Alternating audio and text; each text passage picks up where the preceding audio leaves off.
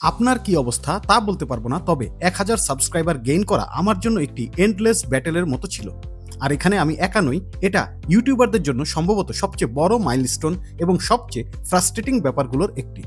ছোট চ্যানেলগুলোতে যেটা হয় যে আপনি ভিডিও আপলোড করা শুরু করলেন, একটি দুটি করে সাবস্ক্রাইবার পেতে থাকবেন এবং একটা সময় হয়তো আপনি খেয়াল করবেন যে আপনার চ্যানেলে 100টি সাবস্ক্রাইবার হয়ে গিয়েছে। তারপর আরও বেশ কিছু ভিডিও আপলোড করার পর হয়তো আপনি দেখতে পাবেন যে 1000 সাবস্ক্রাইবারের কোটা পূরণ হয়েছে এবং তারপর 10,000 সাবস্ক্রাইবার গেইন করার জন্য আপনাকে যে কি পরিমাণ কষ্ট এবং পরিশ্রম করতে হবে সেটা বলার অপেক্ষা রাখে না। ইউটিউবের একটি বেসিক থাম্ব রুল হলো, যখনই আপনি নতুন ইউটিউবার হিসেবে এই প্ল্যাটফর্মে যাত্রা শুরু করবেন তখন পপুলার নিশ নিয়ে কাজ করাটা সবচেয়ে বেশি নিরাপদ। এক্ষেত্রে আপনার প্রথমে যেটা মনে হবে যে পপুলার নিশ ব্যবহার করলে হাই সার্চ ভলিউম পাওয়া যায়, তাই ইটস গুড। তবে আপনি যদি 1000 সাবস্ক্রাইবার গেইন করার পরে আপনার টার্গেটটা আরও এক্সপান্ড করতে চান, তাহলে ভিডিও বানানো নিয়ে আপনাকে আরেকটু হাই স্টেক চিন্তা করতে হবে। What is mean by that? মানুষ তার ডেইলি লাইফে যেই টপিকগুলো সবচেয়ে বেশি ইম্পর্টেন্ট মনে করে, for example health, personal finance, education, আর এই টপিকগুলো কিন্তু অডিয়েন্সদের কাছে খুবই ক্যাজুয়াল ব্রাউজিং অপশন। এই টপিকগুলোর সবচেয়ে বড় সুবিধা হলো অডিয়েন্সরা সবসময় এই বিষয়গুলোর উপর বিভিন্ন সলিউশন ইন্টারনেটে সার্চ করেন। এখান থেকে তারা যে ইনফরমেশনগুলো পান সেগুলো যদি তাদের ডেইলি লাইফে ইম্প্যাক্ট ফেলতে পারে, তাহলে আপনি আপনার ওই ভিডিও দিয়ে দর্শকদের সাথে সবচেয়ে সহজে কানেক্ট হতে পারবেন। এখন আপনি হয়তো বলতে পারেন, তাহলে কমেডি বা প্র্যাঙ্ক রিলেটেড ভিডিওগুলো তো আরও বেশি সার্চ ভলিউম হোল্ড করে। কিন্তু একবার চিন্তা করুন, আপনি একটি কমেডি ভিডিও বানালেন এবং সেই জোকসগুলো যদি ঠিকমতো ল্যান্ড না করে তাহলে মুহূর্তের মধ্যে আপনি অডিয়েন্স হারাবেন। কিন্তু কোনো একটি এডুকেশনাল ভিডিও দিয়ে বাঞ্চ অফ রাইট ইনফরমেশনস দিয়ে অডিয়েন্সকে আপনি স্যাটিসফাই করতে পারেন। ভিডিওর শুরুতে হাই স্টেক নিয়ে কথা বলছিলাম। গেমিং নিশের ভিডিওগুলো অ্যাকচুয়ালি হাই স্টেকের ভিডিও। তবে একবার চিন্তা করে দেখুন, আপনি যে গেমটি খেলছেন সেটাতে আপনার টার্গেট অডিয়েন্সের অ্যাকচুয়াল ইন্টারেস্ট আছে কিনা, বা আপনি তাদেরকে অ্যাকশনেবল টিপস দিতে পারবেন কিনা। যদি না পারেন তাহলে সেটা ওই কমেডি ভিডিওর মতো হবে যে টিপসগুলো যদি প্রপারলি ল্যান্ড না করে তাহলে ডেফিনেটলি অডিয়েন্স বিরক্ত হয়ে চলে যাবেন এবং আর কখনোই হয়তো আপনার চ্যানেলে ফেরত আসবেন না। আরেকটি এক্সাম্পল দেওয়া যায় গার্ডেনিং ভিডিও নিয়ে। আপনি হয়তো প্রতিদিন ভেজিটেবল অথবা ফ্রুট আপনার পার্সোনাল গার্ডেনে চাষ করছেন, আর অডিয়েন্সের কাছে এই ভিডিওগুলো ইন্টারেস্টিং, কারণ পরিমাণে খুব কম হলেও আপনি তাদেরকে বাজার থেকে সবজি কিনে খাওয়ার পয়সা বাঁচানোর টিপস দিচ্ছেন। কম বা বেশি যে পরিমাণেই হোক না কেন, আপনি এখানে তাদেরকে বোঝাতে চাচ্ছেন যে it can B A money saving strategy. তবে এন্টারটেইনমেন্ট নিশের কথাটা এখানে আলাদা করে বলতে হয়। ইটস ফান, কিন্তু এখানে আগের টপিকগুলোর তুলনায় সেম লেভেলের আর্জেন্সি বা ইম্পর্টেন্স নেই, তাই অডিয়েন্সরা সম্ভবত একটি ভিডিও দেখার পর খুবই দ্রুত নেক্সট ভিডিওতে যাবেন এবং তারপর আবার পরের ভিডিওতে। হয়তো খুবই সামান্য সময়ের জন্য ভিডিওটি দেখে তিনি পরের ভিডিওতে চলে যাবেন, আর তখনই প্রতিবার স্কিপ করার সাথে সাথে ভিডিওটার রিটেনশন কমতে থাকবে। আর এই এন্টারটেইনমেন্ট নিশে রিটেনশনটা ধরে রাখাটা সবচেয়ে কঠিন। এরকম নয় যে এই নিশে কেউ সফল হচ্ছে না।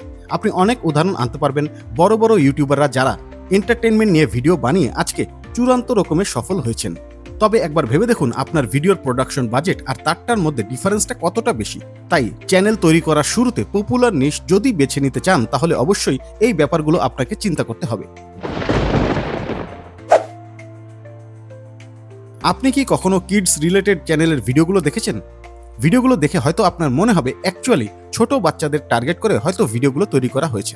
কিন্তু আপনি নিশ্চয়ই জানেন ছোট বাচ্চাদের কোন ভিডিওগুলো দেখতে দেওয়া হবে তা কিন্তু ডিসাইড করেন তার প্যারেন্টস বা তার অভিভাবকরা।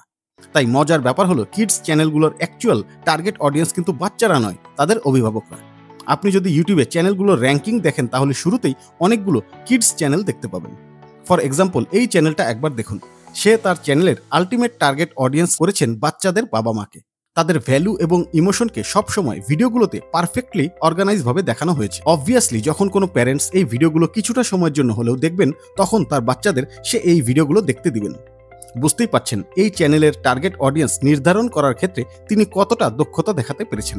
কেবলমাত্র অনুমানের উপর ভিত্তি করে অডিয়েন্সের জন্য গাদাখানিক ভিডিও বানিয়ে আসলে কোনো লাভ নেই।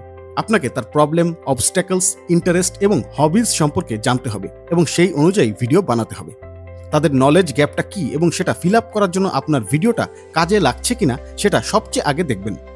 প্রতিটা ক্লিক, ভিউ, সাবস্ক্রিপশন যা আপনার চ্যানেল অ্যাচিভ করছে তার পিছনে রয়েছে একটি ডিসিশন, আর এই ডিসিশনটা ডিপেন্ড করছে এই অল্প কয়েকটা বিষয়ের উপর। ওকে, আপনি হয়তো বলতে পারেন যে আমার চ্যানেলের কি অবস্থা, আমি এত বড় বড় কথা বলছি কেন? তবে বিশ্বাস করুন আর নাই করুন, বড় বড় ইউটিউবাররা যারা আজকে এতটা সফল হয়েছেন তাদের মূল একটি টার্গেট ছিল কখনোই ভিডিও আপলোড করা স্টপ করবেন না। এটা ঠিক যে নতুন নতুন ভিডিও আপলোড করতে হলে আপনাকে নতুন নতুন আইডিয়া গ্যাদার করতে হবে। আপনাকে স্ক্রিপ্ট তৈরি করতে হবে, ভিডিওটা এডিটিং করতে হবে এবং থাম্বনেল নিয়েও কাজ করতে হবে। যত বেশি ভিডিও আপনি আপলোড করবেন আপনার স্কিল তত বেশি ডেভেলপ হবে। আর এটা জেনে রাখুন যে প্রতিটা ভিডিও আপলোড করার সাথে সাথে আপনার চ্যানেলের জন্য আপনি নতুন একটি এন্ট্রি পয়েন্ট তৈরি করছেন, যেখানে প্রচুর পরিমাণ অডিয়েন্স এন্টার করার সম্ভাবনা বাড়ছে। আর ইউটিউবে অডিয়েন্সদের একটি জেনারেল হ্যাবিট হলো, যদি গড়ে 2টা বা 3টা ভিডিও দিয়ে আপনি তাকে স্যাটিসফাই করতে পারেন তাহলে আপনি একজন সাবস্ক্রাইবার পেয়ে যাবেন। আপনি হয়তো ভাবছেন আমি নিজে একজন ছোট ইউটিউবার, তাই এত এত ইনফরমেশন আমি কোথায় পেলাম বা ইনফরমেশনগুলো কতটুকু সত্যি। অ্যাকচুয়ালি যে কথাগুলো আজকে আপনাদের সাথে শেয়ার করলাম তার একটাও আমার নিজের কথা নয়। বেশ কয়েক ঘন্টা রিসার্চ করার পরে আমি ইনফরমেশনগুলো পেয়েছি আর ভাবলাম আপনাদের সাথে শেয়ার করি। তারপরও আপনি যদি ভাবেন এরকম আরও স্ট্র্যাটেজি রয়েছে চ্যানেলটিকে দ্রুত গ্রো করার জন্য, তাহলে নিচে কমেন্ট সেকশনে তা শেয়ার করতে পারেন। ভিডিওটা আজকের মতো এখানে শেষ করতে হচ্ছে। পরের ভিডিও দেওয়ার আগ পর্যন্ত সবাই ভালো থাকবেন। আল্লাহ হাফিজ।